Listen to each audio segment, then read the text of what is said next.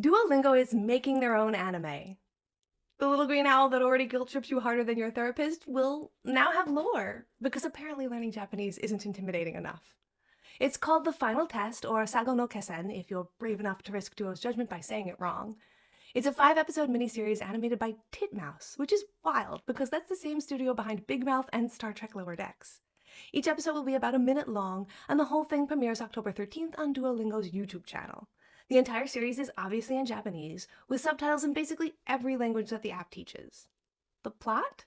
Well, it's about how Duo and his crew become guardians of the streak, which is exactly as dramatic as it sounds. They've somehow turned maintaining your daily lesson into a full-blown heroic origin story. The anime also ties into a big update for Duolingo's Japanese course. They're adding anime-style visuals and story elements straight into the app itself.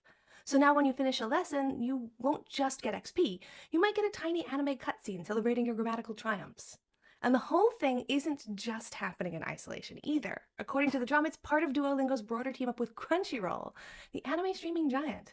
They aim to make anime-inspired Japanese learning more accessible. They're integrating authentic anime phrases, voice clips, and references directly into the lessons.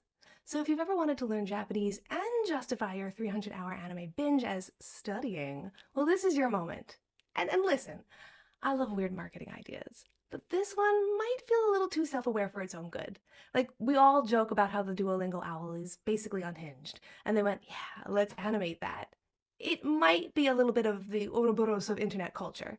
I mean, I'll still watch, because if I'm gonna get emotionally manipulated into practicing another language, it might as well be through an anime starring a passive-aggressive bird.